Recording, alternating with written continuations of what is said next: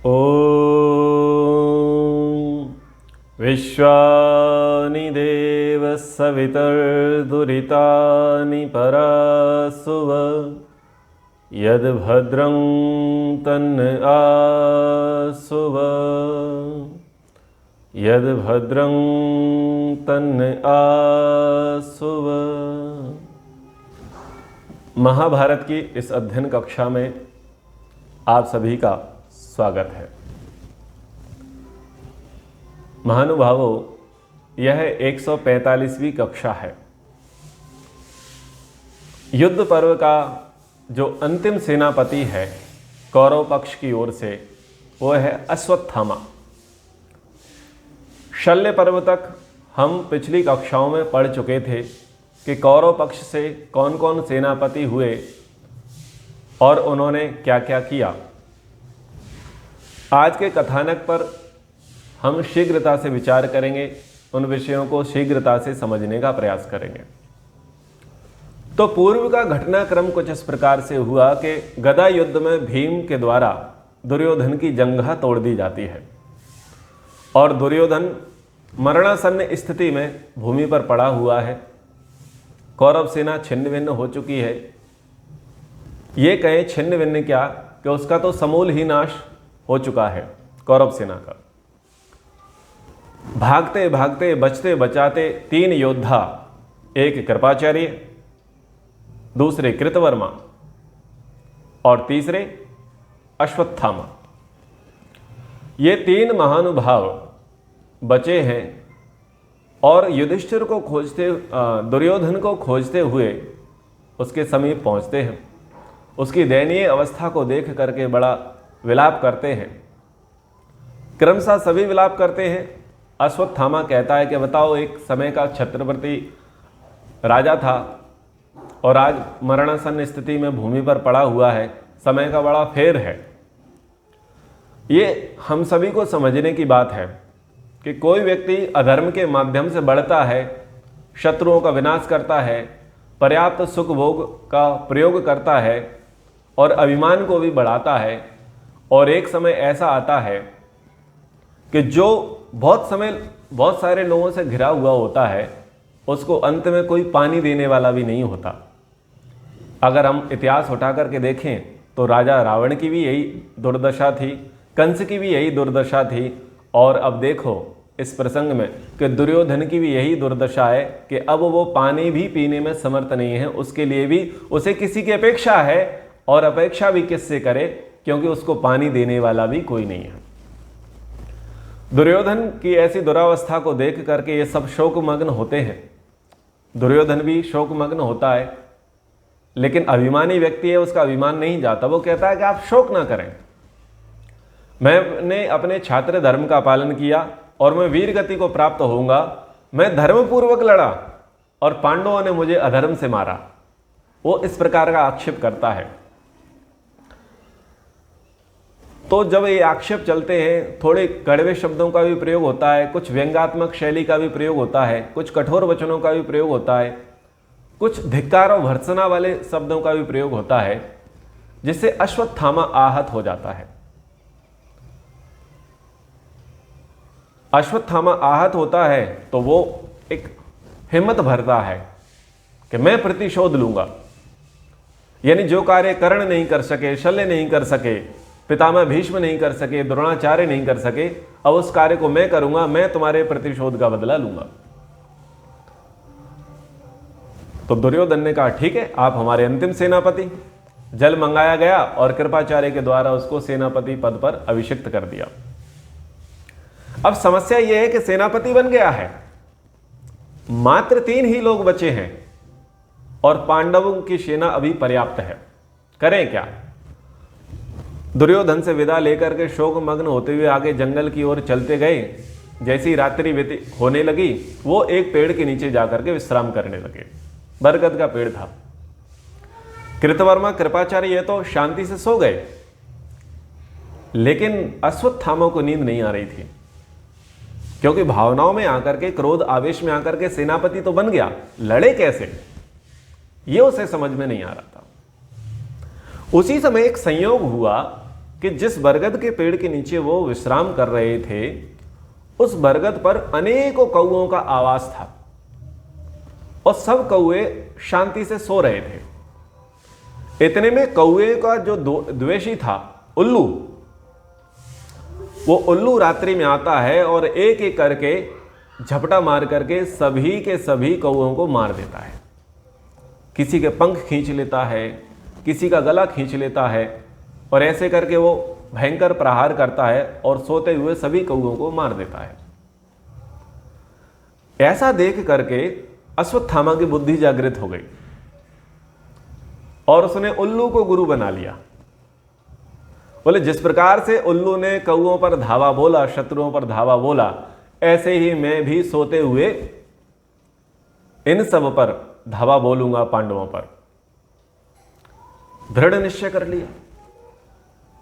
दृढ़ निश्चय कर लिया तो उसने जगाया मामाश्री को, कृपाचार्य को, कृतवर्मा को जगाया और बोला कि यदि मैं न्यायपूर्वक युद्ध करूंगा तो अपने प्राणों से हाथ धो बैठूंगा और यदि छल से युद्ध करूंगा तो मेरे मनोरथ की सिद्धि हो जाएगी। बहुत लोग शास्त्र पढ़े होते हैं, जब धर्म के मार्ग पर चलते हैं तो धर्मशास्त्रों का अवलोकन करते हैं और जब शाम दाम दंड भेद से उन्हें अपना ही उल्लू सीधा करना होता है तो वो कूटनीति का आश्रय लेते हैं। तो कूटनीति के कुछ वचन वहां पर उसे अश्वत्थामा को याद आए। परिश्रांते विदीर्णे वा भुंजाने वापि शत्रु भी प्रस्थाने वा प्रवेशे वा प्रहर्तव्यम रिपोर्वलम। ये एक नीति शास्त्र वचनों से याद आया। बोले शत्रुओं की सेना यदि थक गई हो, तितर बितर हो गई हो, भोजन कर रही हो, कहीं जा रही हो अथवा किसी स्थान विशेष में प्रवेश कर रही हो तो विपक्षियों को उस समय उस पर प्रहार कर देना चाहिए। श्लोक से स्मरण हो आया। निद्राम अर्धम रात्रे तथा नष्ट प्रणायकम भिन्न योदम वलम यच्च द्विधा योतम च यद भवेत।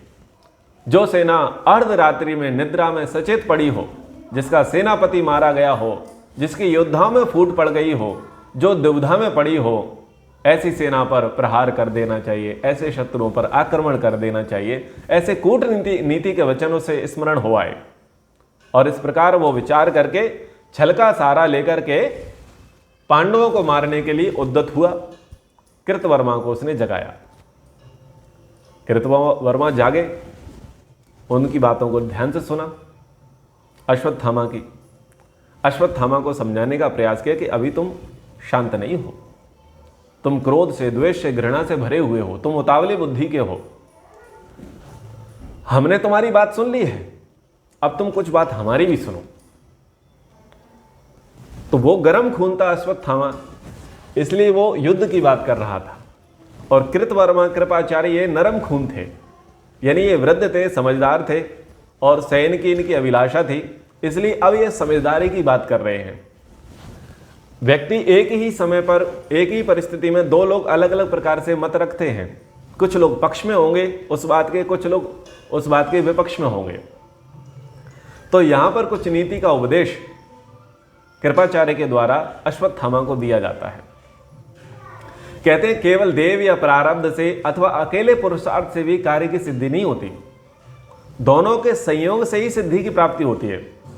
देव का अर्थ है भाग्य और पुरुषार्थ का अर्थ है कर्म। तो देव रहित पुरुष का पुरुषार्थ व्यर्थ है और पुरुषार्थ शून्य देव का देव भी व्यर्थ है। तो सर्वत्र ये दोनों ही पक्ष उठाए जाते हैं। इन दोनों में पहला सिद्धांत ही सिद्धांतभूत श्रेष्ठ है, अर्थात देव के सहयोग के बिना पुरुषार्थ कभी सिद्ध नहीं होगा, भाग्य के बिना पुरुषार्थ सिद्ध नहीं होगा। और हमें ऐसा लगता है कि हमारा भाग्य ठीक नहीं है। अगर हमारा भाग्य ठीक होता तो हम 18 अक्षौणी सेना के लोग थे, 11 अक्षौणी सेना वालों से कैसे हार जाते। किया हुआ पुरुषार्थ भी देव के सहयोग से ही फल प्राप्त होता है और देव की अनुकूलता से ही कार्य कर्ता को उसके कर्म का फल प्राप्त होता है। चतुर मनुष्यों द्वारा अच्छी प्रकार संपादित किया हुआ पुरुषार्थ भी यदि देव के सहयोग से रहित है तो वह संसार में निष्फल होता है। इसलिए ध्यान रखो, हम कितनी भी चतुराई करें, हमारा भाग्य भी प्रबल नहीं है, हम पुरुषार्थ कितना ही अच्छा करें, मुझे नहीं लगता कि हमारा पुरुषार्थ फलीभूत होगा। और कहते हैं प्रायः किया हुआ कर्म इस संसार में कभी व्यर्थ नहीं देखा जाता, परंतु कर्म न करने से दुख की प्राप्ति ही देखने को आती है। अतः कर्म महान फलदायक समझना चाहिए। मैं ये नहीं कहता कि भाग्य को देख करके हम कर्म करना छोड़ दें। एक सिद्धांत की बात करते हैं, क्या कहते हैं, प्रायशो ही कृतम कर्म ना फलम दृश्यते भुवि आकृत्वा चा पुनर्दुख कर्म पश्येन महाफलम। किया हुआ कर्म का फल संसार में व्यर्थ नहीं होता। ऐसे ही कुछ नीति के वचन आप आगे सुनेंगे। अवश्यमेव भोक्तव्यम कृत कर्म शुभाशुभम। मनुष्य जैसा कर्म शुभ और अशुभ करता है, उस कर्म का फल उसे निसंदेह प्राप्त होता है, निसंदेह प्राप्त होता है। इसमें कोई दो मत नहीं है। इसलिए यह नहीं कह रहा कि हमारा भाग्य भी अच्छा नहीं है तो कर्म मत करो। मैं कहता हूं कर्म करो, कर्म करेंगे तो उसका निसंदेह कोई ना कोई फल मिलेगा। यदि कोई पुरुषार्थ न करके देव इच्छा से ही कुछ पा जाता है, अथवा जो पुरुषार्थ करके भी कुछ नहीं पाता, इन दोनों प्रकार के मनुष्यों का मिलना बड़ा कठिन है। पुरुषार्थ में लगा हुआ दक्ष पुरुष सुख से जीवन का निर्वाह करता है और आलसी मनुष्य सुख नहीं पाता। इस संसार में प्रायः तत्परता पूर्वक कर्म करने वाला अपने हित साधन करते देखे जाते हैं। इसलिए हमें कर्म तो कर लेना चाहिए, कर्म करने में कोई आपत्ति नहीं है। यह भली भांति चेष्टा उसी की मानी जाती है जो बड़े बूढ़ों की सेवा करता है, उनसे अपने कल्याण की बात पूछता है, उनके बताए हुए हितकारक वचनों को पालन करता है। यहां पर नीति की बात कहते हैं कि अब वो बड़े बूढ़ों की बात नहीं मान रहा है, वो अपने मन की कर रहा है। कौन? अश्वत्थामा। इसलिए उसको नीति वचन कहते हुए कहते हैं, उत्थाय ही सदा पृष्ठव्या वृद्ध सम्मता तेस्म योगे परम मूलम तन मूला सिद्धि उच्यते। प्रतिदिन प्रातः काल उठकर वृद्ध जनों द्वारा सम्मानित पुरुषों से अपने हित की बातों को पूछना चाहिए, क्योंकि वे अप्राप्त की प्राप्ति कराने वाले उपाय के मुख्य कारण हैं। उनके द्वारा निर्दिष्ट उपाय ही सिद्धि का मूल कारण कहा जाता है। इसलिए यदि आपके करने से कुछ नहीं हो रहा है, आपकी युक्ति से कुछ नहीं हो रहा है, अथवा आप कर रहे हैं लेकिन आपका भाग्य प्रबल नहीं है, तो ऐसे में आप और कुछ विशेष अनायास ही करने के लिए उद्यत मत होइए। आप अपने पहले सीनियर से पूछिए। प्रायः व्यक्ति संशय में पड़ जाता है। वो कहता है कि मैं बहुत मेहनत करता हूं, बहुत पुरुषार्थ करता हूं, लेकिन मेरे पुरुषार्थ का फल मुझे दिखाई नहीं देता। व्यक्ति हताश हो जाता है, निराश हो जाता है, और वो नीति और धर्म के मार्ग को छोड़कर के अनीति और अधर्म के मार्ग का आश्रय कर लेता है। जैसे कि धन कमाने के संबंध में, जैसे कि नौकरी पाने के संबंध में, कई बच्चे, कई युवा नौकरी पाने के लिए प्रयासरत होते हैं, लेकिन क्या देखते हैं कि धर्मपूर्वक उनको नौकरी मिलती नहीं है, तो सर्टिफिकेट में वो छेड़छाड़ करेंगे फिर, या क्या करेंगे, वो संबंधित अधिकारी को कुछ घूस देने का प्रयास करेंगे। ये क्या था? अनीति अधर्म से उस पद को प्राप्त करने की अभिलाषा। ऐसे ही नीति पूर्वक जो व्यक्ति धन कमा रहा था और धन से उसे पर्याप्त लाभ नहीं मिल रहा था, उतना धन वो नहीं कमा पा रहा था जितने अन्य लोग कमा रहे थे, तो क्या करता है? धन कमाने में भी वो अनीति और अधर्म का मार्ग पकड़ करके कम समय में अधिक धनवान होने का प्रयास करने लग जाता है। तो यहां पर कह रहे हैं कि आप अनीति और अधर्म की ओर मत जाइए। यदि आप करने का प्रयास कर रहे हैं और आपको सफलता नहीं मिल रही है, तो आप अब बड़े बुजुर्गों के पास जाइए, जो इस क्षेत्र के ज्ञानी हैं, सीनियर हैं, प्रबुद्ध जन हैं, जो आपसे अधिक जानते हैं। आप उनके पास जाइए और उनके पास जाकर के पूछिए, मैं क्या करूं। अपने मन को वश में रखते हुए दूसरों की अवहेलना करने वाला जो मानव राग, क्रोध, भय और लोभ से किसी कार्य की सिद्धि के लिए चेष्टा करता है, वह अति शीघ्र ही अपने ऐश्वर्य से भ्रष्ट हो जाता है। लोग क्यों नहीं पूछते? इसीलिए नहीं पूछते कि उनको राग होता है, क्रोध होता है, किसी बात का भय होता है, अथवा किसी चीज का लोभ होता है, अथवा वो अभिमान में रहते हैं। अच्छा, मैं आज इनसे पूछूंगा, मैं इनसे सलाह लूंगा, अगर मैं इनसे सलाह लूंगा तो ये मुझे क्या समझेंगे, ये मेरे विषय में अच्छे विचार नहीं रखेंगे। तो ऐसे में व्यक्ति सलाह लेने से कट जाता है, दूर हो जाता है और क्या करता है, वो अपनी ही बुद्धि से कुछ करने लग जाता है। और यहां पर नीति के वचन कहते हुए कह रहे हैं कि ऐसा करने वाला व्यक्ति अपने ऐश्वर्य से भ्रष्ट हो जाता है। जो कुछ भी उसके पास होता है वो चला जाता है। तो कृपाचार्य कहते हैं दुर्योधन लोभी और अदूरदर्शी था। उसने अपनी मूर्खता के कारण से ना ही उसने किसी का समर्थन प्राप्त किया, ना स्वयं ही उसने सोच विचार करके कोई काम किया। जो उसका हित चाहने वाले लोग थे उसका उसने सदा अनादर किया और दुष्टों से सलाह लेता रहा। सबके मना करने पर भी अधिक गुणवान, अधिक श्रेष्ठ, अधिक धार्मिक जो पांडव हैं उनके साथ उसने बैर पाल लिया। समझाया जा रहा है किसको? अश्वत्थामा को। कह रहे हैं कि दुर्योधन पहले भी अति दुष्ट स्वभाव का था। धैर्य रखना तो वो जानता ही नहीं था। उसने अपने मित्रों की बात कभी नहीं सुनी। अतः अब काम बिगड़ जाने पर पश्चाताप करता है। हम लोग उसी पापी का अनुसरण कर रहे हैं, अतः हमें यह दारुण दुख, अनर्थ प्राप्त हुआ है। इसलिए अब तो बुद्धि को ठीक कर लो। हम उसके पीछे चले थे, वो गड्ढे में गिरा, सब गड्ढे में जाकर के गिरे हैं। इसलिए अब हम 3 बचे हैं, तो थोड़ा शांति से बुद्धि का प्रयोग कर लो। इस दुष्ट दुर्योधन का अनुसरण मत करो। वो मरणासन्न पड़ा है और हम भी मरणासन्न हो जाएंगे। क्योंकि परिणाम क्या निकला दुर्योधन का साथ देने का? कई राजाओं का, कई सैनिकों का, कई सेनापतियों का, कई विद्वानों का विनाश हो गया। किसके पीछे चलने पर? दुर्योधन के पीछे चलने पर। तो इस संकट में सर्वथा संतप्त होने के कारण मेरी बुद्धि आज बहुत विचार विमर्श करने पर भी अपने लिए कोई हितकर बात नहीं सोच पाती है। इसलिए हे अश्वत्थामा, जब मनुष्य मोह के वशीभूत हो, अपने हित और अहित का निर्णय करने में असमर्थ हो, तब उसे अपने मित्रों से सलाह लेनी चाहिए।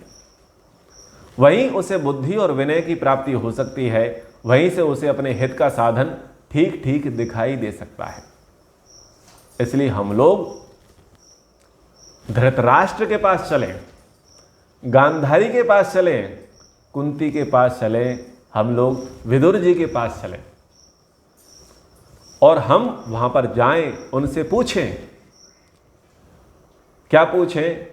कि अश्वत्थामा चाहता है कि सोते हुए पांडवों को मार दिया जाए।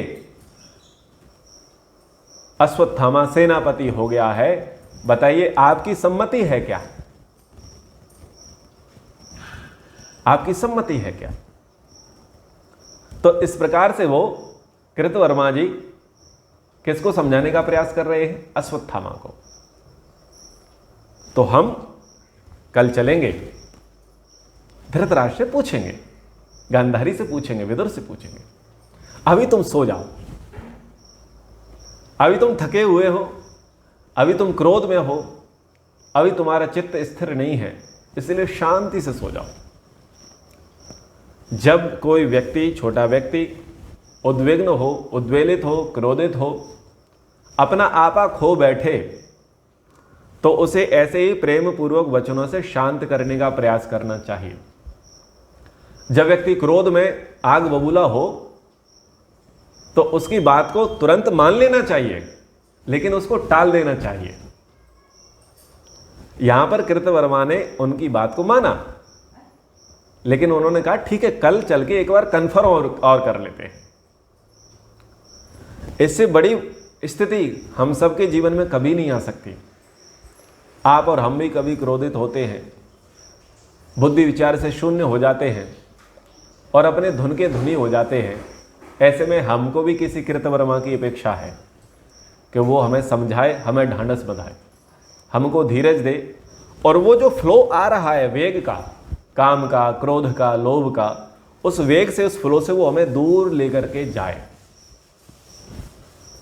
प्रायः कथाकार इन कथाओं का वर्णन कथा के रूप में करते हैं और कथा के रूप में करते करते क्या बताते कि उन्होंने ऐसा किया, हमें उनसे कोई लेना देना नहीं। जबकि कथाओं को ऐसा वर्णन नहीं करना चाहिए कि उन्होंने ऐसा किया और हम केवल उसका आनंद लेंगे। हमेशा स्वयं को भी कभी पक्ष में और कभी विपक्ष में खड़ा करके अवलोकन करना चाहिए। जितना हम स्वयं को पक्ष और विपक्ष में खड़ा करके अवलोकन करेंगे उतनी बात हमारी समझ में आएगी और उतनी समझ में आ जाएगी जितनी उन लोगों को समझ में नहीं आएगी। क्यों? जो व्यक्ति अपने इतिहास से नहीं सीखता, जो व्यक्ति दूसरों के अनुभव से लाभ नहीं उठाता, वो महान विनाश की ओर आगे बढ़ता है। क्या महाभारत के समय में विद्वानों की कमी थी? नीति उपदेशकों की, धर्मशास्त्र के ज्ञानियों की कमी थी? कोई कमी नहीं थी। और जो लोग आरूढ़ थे, क्या वो कम विवेकी थे? क्या वो कम समझदार थे? क्या वो कम धनवान थे? क्या वो कम गुणवान थे? क्या वो कम आयुवान थे? नहीं थे। हमसे तो सहस्त्रों गुणा ही सब क्षेत्रों में वो बड़े थे। समझ में आ रहा है ना? लेकिन फिर भी उन्होंने मन की सुनी, बुद्धि का प्रयोग नहीं किया। और उसका दुष्परिणाम क्या हुआ? उसका दुष्परिणाम आप और हम सबके सामने है। आज जो कुछ भी हम भुगत रहे हैं वो उस युद्ध का ही दुष्परिणाम है। ऐसा नहीं है कि वो महाभारत युद्ध हुआ और उस समय राजवंश तख्ता पलट हुआ, लोग मर गए, बात खत्म। यदि आज हमारी वैदिक संस्कृति, आर्य संस्कृति कहीं धक्का खा रही है, उसका दुष्परिणाम वो महाभारत युद्ध है। उसका ही दुष्परिणाम आज हम भुगत रहे हैं कि विद्वान नहीं है, सैनिक नहीं है, योद्धा नहीं है। उसका दुष्परिणाम हम भुगत रहे हैं। तो मैं कह रहा था कि कथाओं को कथाओं के तरीके से ना समझें, कथाओं को वर्तमान परिप्रेक्ष्य से भी समझने का प्रयास करें कि वो कथाएं, वो जो प्रसंग थे, वो जो पात्र थे, वो क्या आज हमारे अंदर जीवित है?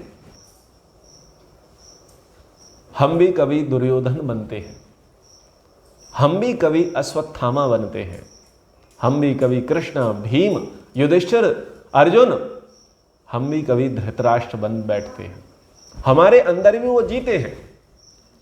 तो हमें उनको ध्यान से देखना चाहिए, अपने आईने के समक्ष रख करके समझना चाहिए कि अभी वर्तमान में हमारी प्रवृत्ति उनके जैसी है और उनका समूल विनाश हुआ था, हमारा क्या होगा, सोचना चाहिए। तो कथा में वापस लौटते हैं। अश्वत्थामा ने कहा कि मामा जी, प्रत्येक मनुष्य की बुद्धि पृथक पृथक है, वही उसे सुंदर जान पड़ती है।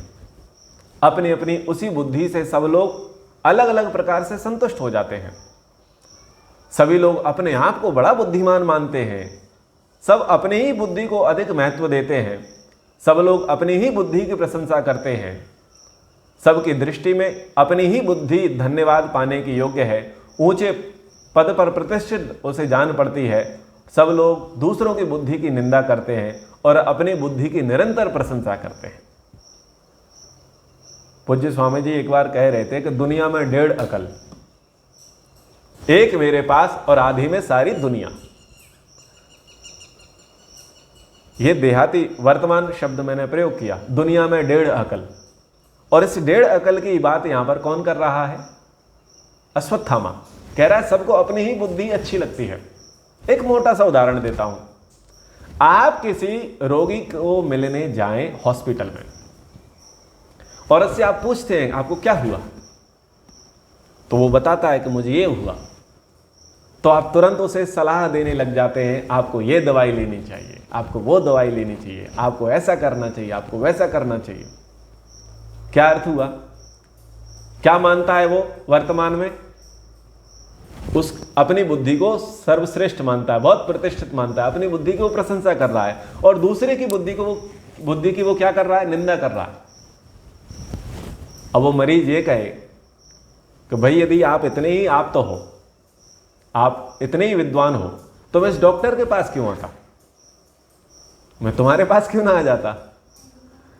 तो कहने का तात्पर्य है कि यहां भारत में कोई भी व्यक्ति शराबी भी है, वो अपने आप को मूर्ख नहीं मानता, वो अपने आप को परम बुद्धिमान मानता है। आप किसी भी व्यक्ति के पास जाओ, आप उसके सामने अपनी समस्याएं रखो, वो तुरंत आपको समाधान देगा, वो आपको सलाह देने लग जाएगा। यहां पर भी अश्वत्थामा यही कह रहा है कि सब लोग अपनी ही बुद्धि को श्रेष्ठ मानते हैं, सब लोग अपनी बुद्धि अथवा विवेक का आश्रय लेकर के भांति भांति की चेष्टाएं करते हैं और उन्हें अपने लिए हितकर समझते हैं। इसलिए मामा जी, आपकी बुद्धि है, आप अलग तरीके से सोच रहे हैं, मेरी बुद्धि है, मैं अलग तरीके से सोच रहा हूं। आज संकट में पड़ने पर मेरे अंदर से जो बुद्धि उत्पन्न हुई है मैं उस बुद्धि को आप दोनों को बता रहा हूं कि अगर ऐसा मैं कर लूं, मैं रात्रि में जाकर के पांडवों का विनाश कर दूं, तो ये मेरे शोक का निवारण करने वाली होगी। आप कह रहे हो सो जाऊं, मैं सो जाऊं, जिसके पिता को छलपूर्वक मार दिया गया हो। अश्वत्थामा के पिता कौन थे? द्रोणाचार्य। आप मेरे से कह रहे हो कि मैं सो जाऊं, मैं शांत हो जाऊं, सुबह बात करेंगे। अरे मेरे पिता को मार दिया छलपूर्वक युद्ध भूमि में, मेरा जो मित्र था वो मरणासन्न स्थिति में पड़ा हुआ है, और आप मेरे से कह रहे हैं कि मैं सो जाऊं। मैं नहीं सो सकता, मैं कैसे सो सकता हूं? अब चूंकि ब्राह्मण था, ब्राह्मण पुत्र था, बुद्धि तो उसको भी थी, शास्त्र तो उसने भी पढ़े थे, इसलिए वो नीति के वचन अब अपने मामा श्री कृपाचार्य को कहता है, मन और इंद्रियों को वश में ना करने वाला ब्राह्मण अच्छा नहीं माना जाता। तेजहीन क्षत्रिय अधर्म अधम माना जाता है, और व्यापार में अकुशल वैश्य निंदा का पात्र होता है। अन्य वर्णों के प्रतिकूल चलने वाला शूद्र भी निंदनीय होता है। मामा श्री, मैंने ब्राह्मण के परम सम्मानित श्रेष्ठ कुल में जन्म लिया, तथापि दुर्भाग्य के कारण मैं ब्राह्मणोचित व्यवहार नहीं कर रहा, मैं क्षत्रिय धर्म का पालन कर रहा हूं। आप मुझे ब्राह्मण समझ करके उपदेश दे रहे हैं, लेकिन मैं तो क्षत्रिय धर्म का पालन कर रहा हूं। अतः आज मैं अपनी रुचि के अनुसार क्षत्रिय धर्म का सहारा लेकर अपने महात्मा पिता और राजा दुर्योधन के पथ का अनुसरण करूंगा। आज अपनी विजय से सुशोभित होने वाले पांचाल योद्धा, जो अत्यंत हर्ष में भर करके कवच उतार करके जूनों में जुते हुए घोड़ों को खोल करके बेखटक सो रहे होंगे, आज रात्रि सोते समय मैं पांचाल सेना का वध करूंगा, और उनका वध करके कृतकृत्य हो जाऊंगा, सुखी हो जाऊंगा, शांति से मैं तभी सो पाऊंगा। कृपाचार्य ने कहा कि भाई तुम हठी हो चुके हो, तुमने अपना दृढ़ निश्चय कर लिया है। सौभाग्य की बात है कि अब तुम्हारे मन को बदलना बड़ा कठिन है। मैं फिर कहता हूं, युद्ध करना है, पांडवों को मारना है, ठीक है, अभी कवच उतार दो, अपने रथ से ध्वजा को नीचे उतार दो और खड़ग इस हथियार को रख दो। कल सुबह हम दोनों साथ में चलेंगे, हम तुम्हारे पीछे पीछे, तुम हमारे आगे आगे, तुम हमारे सेनापति हैं, हम आपका पूरा अनुसरण करेंगे, चिंता मत करो, सुबह चलेंगे। यानी पहले तो बात टालने की थी, जब टली नहीं तो उन्होंने क्या कहा कि अभी नहीं, सुबह चलेंगे। लेकिन वो इस पर भी नहीं माना। कृपाचार्य बोले, जो सोए हुए हों, जिन्होंने शस्त्र अस्त्र रख दिए हों, मैं आपका हूं ऐसा कहकर जो शरण में आ गया हो, जिनके संसाधन नष्ट हो गए हों, धर्म की दृष्टि से उनका वध करना अच्छा नहीं माना जाता। यदि आप दोनों सावधान होकर चेष्टा करें तो बुद्धि का प्रयोग करिए। लेकिन अश्वत्थामा स्वीकार नहीं करता। अश्वत्थामा कहता है अभी इसी वक्त चलो, इसी वक्त चढ़ाई करनी है। खैर भांजे की बात मामा को माननी पड़ी और वो दोनों पांडवों के शिविर की ओर चल पड़े। क्या किया? जाकर के उसने धृष्टद्युम्न को पकड़ा, धृष्टद्युम्न को मारा। क्योंकि धृष्टद्युम्न ने उसके पिता का वध किया था। धृष्टद्युम्न के बाद उत्तमौजा को मारा। उत्तमौजा के बाद जो पितामह भीष्म की मृत्यु का कारण बना शिखंडी, उस शिखंडी को मारा। धृष्टद्युम्न के सारे पुत्रों को मारा और द्रौपदी के सारे पुत्रों को मार दिया। जितने लोग उस शिविर से भाग रहे थे तो एक तरफ कृतवर्मा खड़े थे, एक तरफ कृपाचार्य खड़े थे। दोनों ने मिलकर के बाहर के सैनिकों को मार दिया। रातों रात पूरी पांडव सेना को उन तीनों लोगों ने मार दिया। क्योंकि कौन सी नीति अपनाई? उल्लू की नीति। जैसे उल्लू ने कौओं को मारा था, ऐसे ही इन तीन उल्लुओं ने, कठोर शब्द का प्रयोग करते हैं, इन तीन उल्लुओं ने वो उन सब कौओं को मार दिया। खैर वो उल्लू नहीं थे, वो कौए नहीं थे, कहने की बात है। अब ये लौट करके आते हैं, सुबह का समय हो रहा होता है और दुर्योधन के पास आते हैं।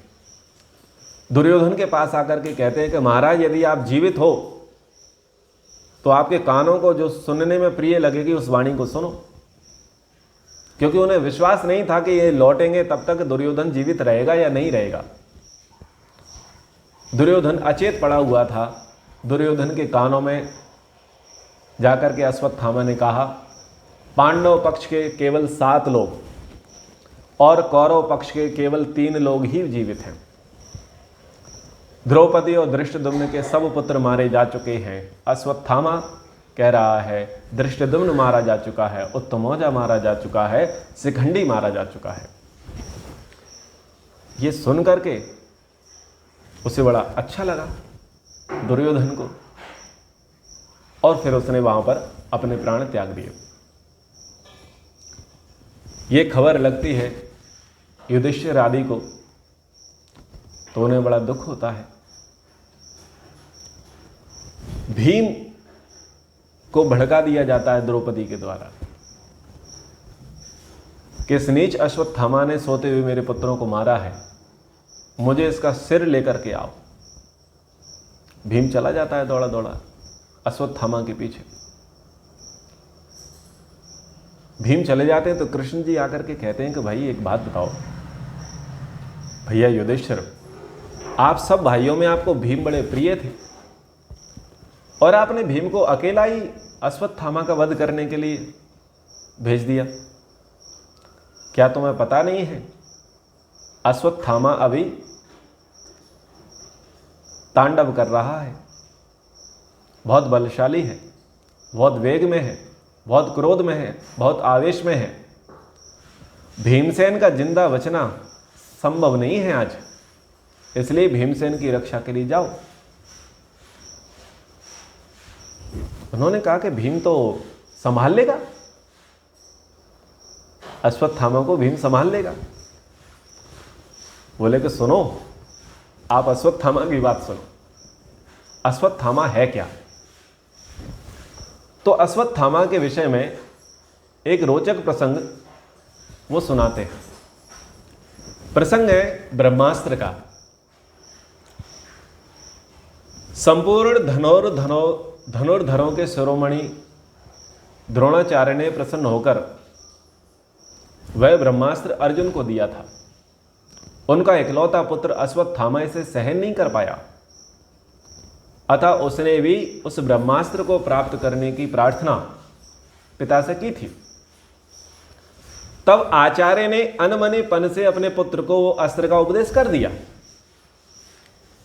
वो उस दुरात्मा को जानते थे कि ये बड़ा चपल है, चतुर है, इसलिए उन्होंने अस्त्र के संबंध में एक शिक्षा प्राप्त करा दी अश्वत्थामा को। द्रोणाचार्य ने कहा कि पुत्र, बड़ी से बड़ी विपत्ति पड़ने पर भी तुम युद्ध भूमि में विशेषता मनुष्यों पर इस अस्त्र का प्रयोग नहीं करोगे और तुम्हें नहीं करना चाहिए। अपने पुत्र को ऐसा कहकर के द्रोण उससे बोले, पुत्र, मुझे संदेह है कि तुम कभी सत्पुरुषों के मार्ग पर स्थिर नहीं रहोगे। पिता अपने पुत्र को भली भांति जानते हैं। योग्य नहीं था अश्वत्थामा, लेकिन वो मांग रहा था, हट कर रहा था, तो ठीक है, पिता ने शिक्षा दे दी। और उन्होंने क्या कहा कि मनुष्यों पर आप नहीं छोड़ोगे, और दूसरा मुझे संदेह है कि तुम सत्पुरुषों के साथ खड़े नहीं रहोगे। ये बात अश्वत्थामा को चुभ गई कि पिता तो मेरा ही अपमान कर रहे हैं। तो वो वहां से चला गया और द्वारका में जाकर के समुद्र के नजदीक जाकर के वो विचरण करने लगा। ये प्रसंग आप सभी को सुनने के लिए है। ये जो प्रसंग है ब्रह्मास्त्र का, ये बहुत महत्वपूर्ण प्रसंग है। इस प्रसंग पर प्रायः कथाकार चुप रहते हैं और यहां बहुत सारी बातें निकल करके आने वाली हैं।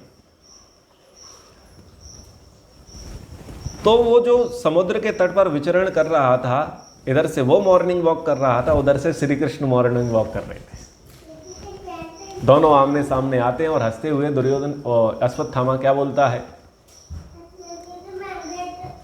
कहता है कि हे वृष्णवंशियों में श्रेष्ठ, पराक्रमी,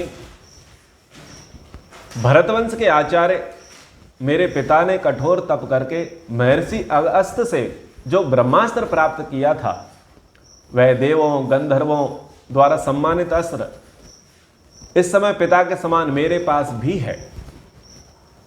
हे यदि कुलनंदन, आप मुझसे वह दिव्यास्त्र लेकर के उसके बदले में युद्ध भूमि में शत्रु संहारक अपना सुदर्शन चक्र नामक अस्त्र मुझे दे दीजिए। डील की जा रही है। अगस्त्य ऋषि ने जो अस्त्र ब्रह्मास्त्र किसको दिया, द्रोणाचार्य को, वो मुझे प्राप्त हो चुका है, तो मैं आपको ब्रह्मास्त्र देता हूं और आप मुझे सुदर्शन चक्र दे दो। यानी जैसे रक्षा सौदे किए जाते हैं विदेश मंत्रियों के बीच में, रक्षा मंत्रियों के बीच में, बोले आप मुझे वो फोर्स मिसाइल दे दो, ठीक है, मैं आपको दूसरी मिसाइल दे दूंगा। ऐसी डीलिंग वहां पर समुद्र के तट पर की जा रही है अश्वत्थामा के द्वारा।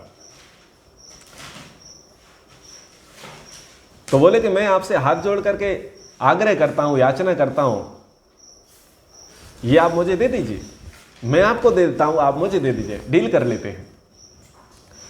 कृष्ण जी कहते हैं कि हे ब्राह्मण, देवता, दानव, गंधर्व, मनुष्य, पशु, पक्षी, नाग,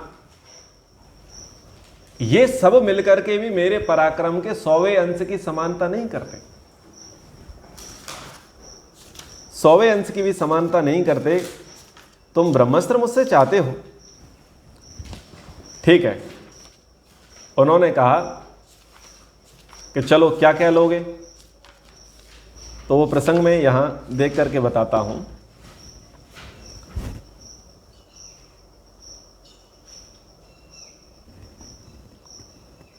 तुम मुझे अस्त्र देना चाहते हो, उसे दिए बिना ही युद्ध क्षेत्र में मेरे जिस हथियार को उठा अथवा चला सको उसे ही मुझसे ले लो। केवल सुदर्शन चक्र की बात क्या, मैं जितने भी हथियारों को, अस्त्रों को युद्ध भूमि में चलाता हूं, ले लो, सब ले लो। तुम चला सको, तुम उन्हें उठा सको, तुम उन्हें धारण कर सको, तुम उन्हें संभाल सको, तो ले लो। तब उस महाभाग ने, यानी कृष्ण जी कह रहे हैं कि मुझसे स्पर्धा रखते हुए लो मैं चक्र मांगा, जिसका सुंदर नाभि में वज्र हुआ था और 1000 अरों से वो सुशोभित था। कई अस्त्रों को मैंने ऑफर किया, लेकिन उसने सुदर्शन चक्र मांगा। तो उसने सुदर्शन चक्र मांगा तो मैंने कहा लो। श्री कृष्ण जी ने सुदर्शन चक्र उसे पकड़ा दिया, ले भाई तू अपनी उंगली में धारण कर। लेकिन अश्वत्थामा उसे धारण न कर सका, सीधे हाथ में धारण नहीं कर सका, तो उसने बाएं हाथ में ले लिया। बोले सोचता कि बाएं हाथ में धारण कर लूं, वो बाएं हाथ से भी नहीं संभाल सका, तो उसने सोचा चलो दोनों से ही धारण करके देख लूं, और दोनों ही हाथों से वो उस सुदर्शन चक्र को संभाल न सका। सारा प्रयत्न करने पर, सारी शक्ति लगाने पर भी वो उस चक्र को संभाल नहीं सका। सोचो वो सुदर्शन चक्र कितना भयंकर होगा, जिसको अश्वत्थामा जैसा प्रतापी शूरवीर, ब्राह्मण पुत्र, क्षत्रिय धर्म को धारण करने वाला और ब्रह्मास्त्र का ज्ञाता उस सुदर्शन चक्र को संभाल नहीं पा रहा। तो वो लज्जा से पीड़ित हो गया। तो अब उसको कहते हैं, जो कृष्ण जी कहते हैं वो एक प्रकार से साक्षी है उनके स्वयं के विषय में। कहते हैं कि जो मनुष्य समाज में सदा ही परम प्रमाणिक समझे जाते हैं, जिनके पास गांडीव धनुष और श्वेत घोड़े हैं, जिनकी ध्वजा पर श्रेष्ठ वानर विराजमान होता है, अनायासी महान कर्म करने वाले मेरे उस प्रिय सुहृद कुंती कुमार अर्जुन ने मुझसे इस चक्र को नहीं मांगा, तुमने मांग लिया। और अब एक प्रसंग आता है जो श्री कृष्ण जी पर लांछन लगाया जाता है। उस लांछन की निवृत्ति के लिए जिनको छलिया, वस्त्र चोर, माखन चोर, व्यभिचारी, कामी, दुराचारी, कुब्जा के साथ ऐसे ऐसे संबंध बनाने वाले, ऐसे बहुत प्रकार के ब्रह्म वैवर्त पुराण में श्री कृष्ण जी पर पर्याप्त धाराएं लगाई हुई हैं। अकॉर्डिंग टू ब्रह्म वैवर्त पुराण कई धाराएं, कई अश्लील आरोप ब्रह्म वैवर्त पुराण में लगाए गए हैं। उन सब आरोपों का खंडन करते हुए प्रतिज्ञा में एक बात कहते हैं कि हे मूढ़ ब्राह्मण, मैंने 12 वर्ष तक घोर ब्रह्मचर्य का पालन करके हिमालय की घाटी में रहकर बड़े भारी तप के द्वारा जिसे प्राप्त किया था, वह मेरे समान व्रत पालन करने वाला रुक्मणी देवी के गर्भ से उत्पन्न प्रद्युम्न, जो मेरे ही सदृश है, मेरे ही समान है, उसने मुझसे इस सुदर्शन चक्र को नहीं मांगा, तुम मांग रहे हो। इस साक्षी पर ध्यान दीजिए, क्या कह रहे हैं। प्रसंग इस प्रकार से आता है कि श्री कृष्ण जी का पूरा जीवन सुख में जीवन बीता नहीं, ठीक से उनकी पूरी शिक्षा भी शांति से हो नहीं पाई थी। ग्रेजुएशन उन्होंने मथुरा में की थी, घोर अंगिरस उनके ऋषि थे, और पोस्ट ग्रेजुएशन करने के लिए वो उज्जैन आए थे। पोस्ट ग्रेजुएशन यानी धनुर्वेद में एमए करने के लिए, आज की भाषा में मास्टर करने के लिए कहां पर आए? वो धनुर्वेद सीखने उज्जैन आए थे।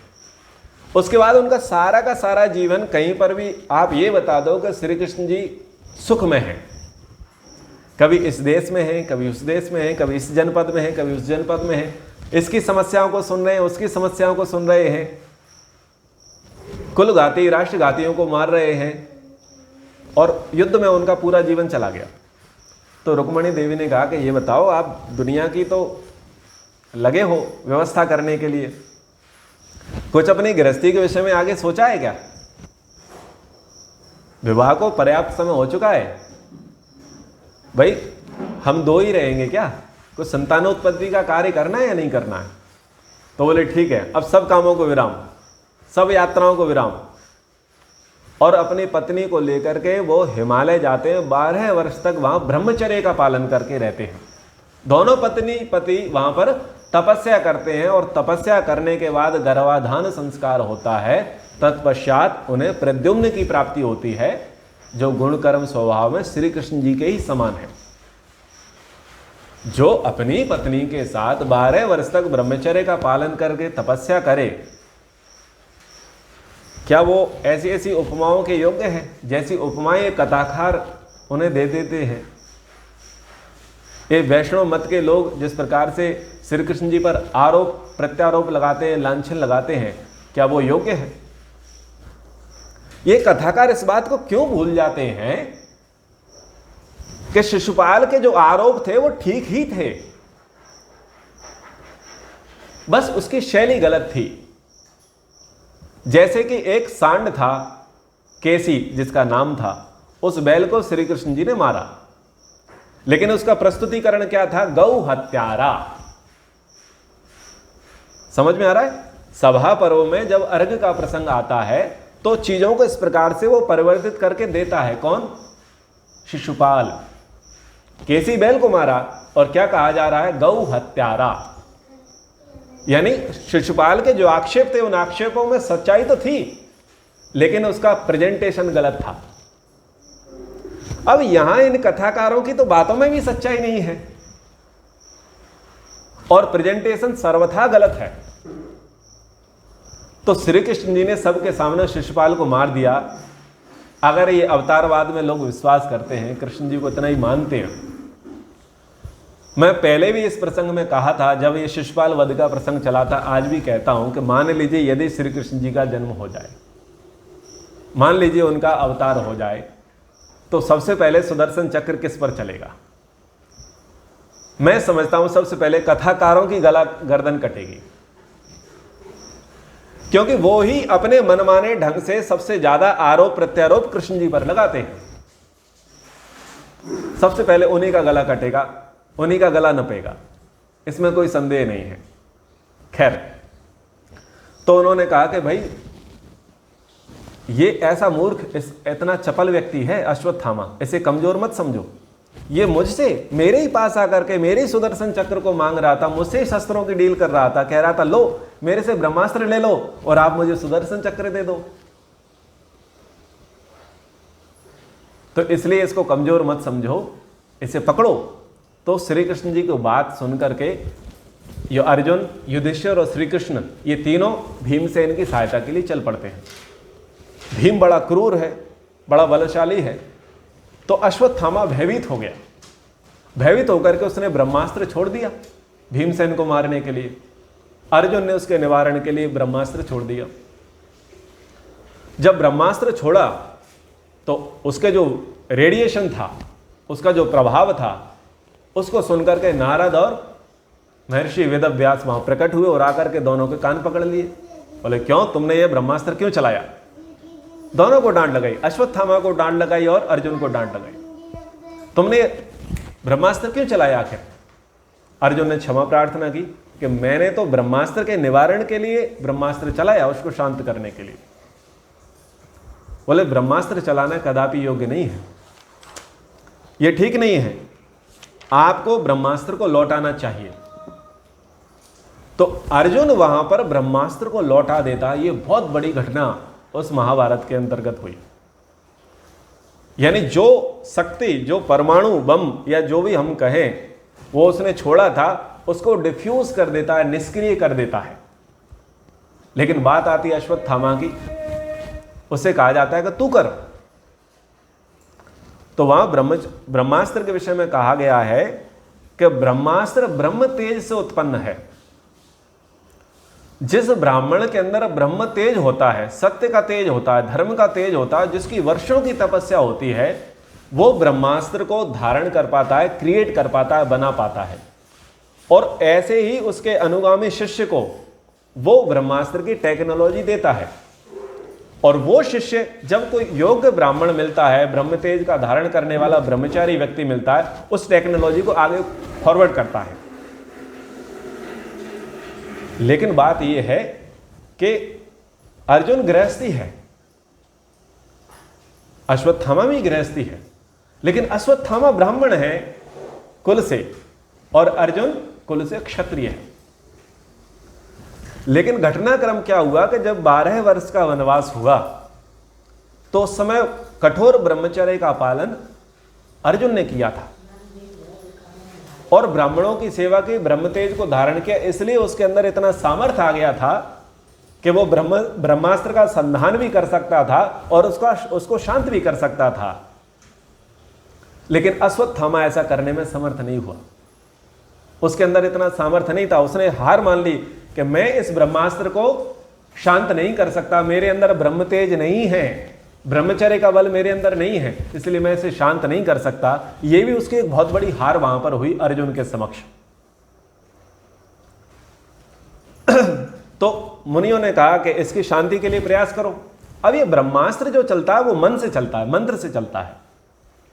बोले आपने किस विचार को लेकर के इस ब्रह्मास्त्र को छोड़ा? बोले पांडवों के विनाश के लिए। यह ब्रह्मास्त्र की अग्नि पांडवों का समूल विनाश कर देगी। बोले नहीं, कुछ विचार को परिवर्तन करो, कुछ ठीक करो। बोले मुझसे गलती हो गई। अश्वत्थामा बोलता है मुझसे गलती हो गई, मैं क्षमा चाहता हूं। मैंने द्वेष में आकर के, क्रोध में आकर के, आवेश में आकर के और भीमसेन से डर करके ब्रह्मास्त्र को छोड़ दिया था। मैं उस अपराध को क्षमा मांगता हूं, लेकिन यह ब्रह्मास्त्र निष्फल नहीं होगा, यह डिफ्यूज नहीं हो सकता। यह ब्रह्मास्त्र जाएगा और काम करेगा।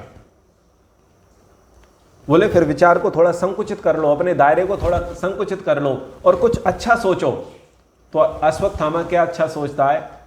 बोले पांडवों के गर्व को यह नाश करने वाला होगा,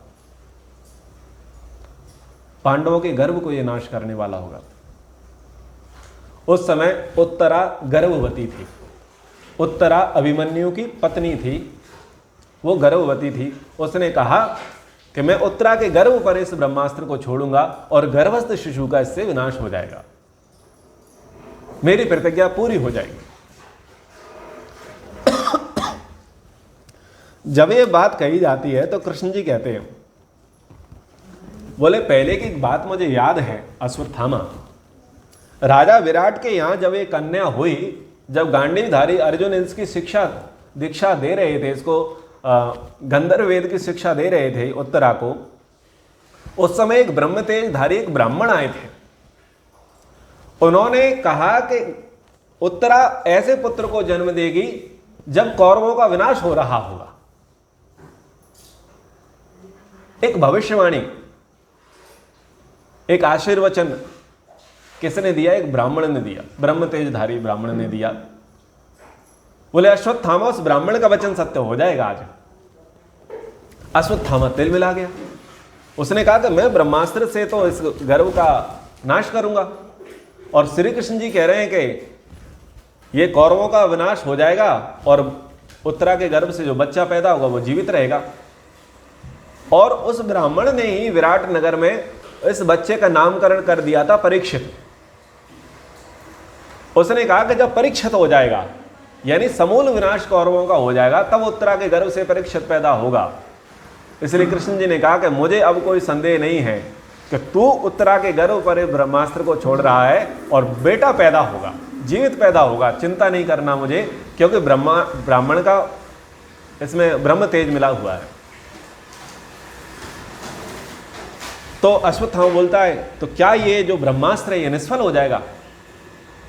बोले नहीं, ब्रह्मास्त्र निष्फल नहीं होगा। ब्रह्मास्त्र के प्रभाव से गर्भस्थ शिशु मर जाएगा। श्री कृष्ण जी कहते हैं ब्रह्मास्त्र के प्रभाव से गर्भस्थ शिशु मर जाएगा। और जिस ब्राह्मण ने, जो ब्रह्म तेजधारी सत्यवादी ब्राह्मण थे, उनके तेज से और मेरी तपस्या से, मेरी भक्ति से, मेरी सेवा से हम इस ब्रह्मास्त्र के जो प्रभाव है इसको डिफ्यूज कर देंगे और पुत्र को जीवित कर देंगे। तू देखना उत्तरा के गर्भ से पुत्र जीवित पैदा होगा। तो इस प्रकार का वहां पर बात आती है। ब्रह्मास्त्र का प्रयोग होता है, उत्तरा के गर्भ पर उसका प्रहार होता है और बच्चे की धड़कनें बंद हो जाती हैं।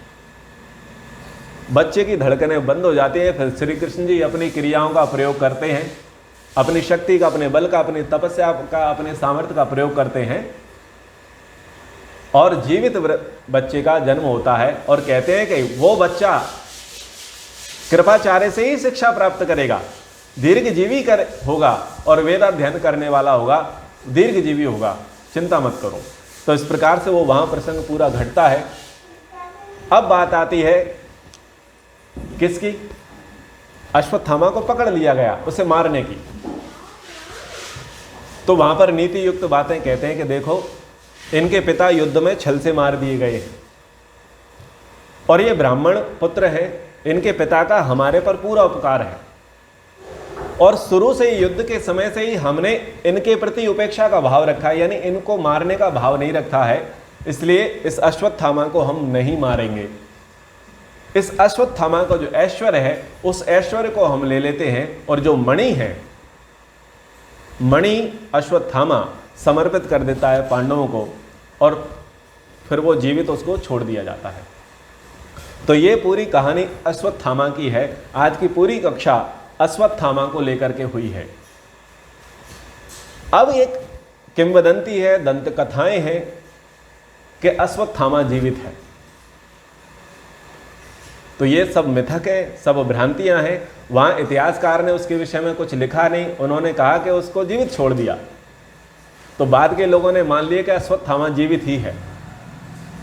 लोगों को यह सोचना चाहिए कि 175 वर्ष के पितामह भीष्म जीवित नहीं रहे, 155 वर्ष से अधिक के वसुदेव जीवित नहीं रहे, 126 वर्ष के कृष्ण जी जीवित नहीं रहे और उतने ही आयु वाले पांडव जीवित नहीं रहे। महाभारत के युद्ध में कोई भी व्यक्ति जीवित नहीं रहा सिवाय महर्षि व्यास के उस काल में। तो भला अश्वत्थामा कहाँ जीवित रहता? सबको एक दिन मरना ही होता है। गीता का वचन है कि जो जन्म लेता है वो निसंदेह मरता है।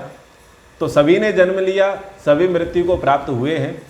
तो ना ही अश्वत्थामा जीवित हैं, ना ही परशुराम जीवित हैं, और ना ही अन्य देवता जिनकी पूजा वर्तमान में की जाती है, जिनको जीवित माना जाता है। ये केवल और केवल भ्रांतियाँ हैं, ये सिद्धांत विरुद्ध बातें हैं। तो ये अश्वत्थामा का प्रसंग आज हमने सुना। महानुभावों, आगे की कक्षा में हम स्त्री पर्व को समझेंगे। जब कुल का विनाश होता है तो वृद्ध किस प्रकार से विचार करते हैं और कैसे वैराग्य की ओर आगे बढ़ते हैं, कैसे अपने राजपाट को त्याग करके वानप्रस्थ की ओर बढ़ते हैं, ये प्रसंग भी हमारे लिए बहुत ही शिक्षाप्रद है।